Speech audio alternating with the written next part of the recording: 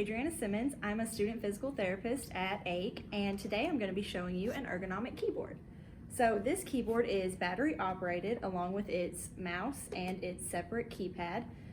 The purpose of this keyboard is to provide a more neutral wrist placement when you're typing, and it also has additional padding for wrist instability. The special thing about the mouse that comes with this keyboard is it is an increased size for individuals who have decreased grip strength. And all of this stuff is available for loan at the ICANN lab on AIC campus.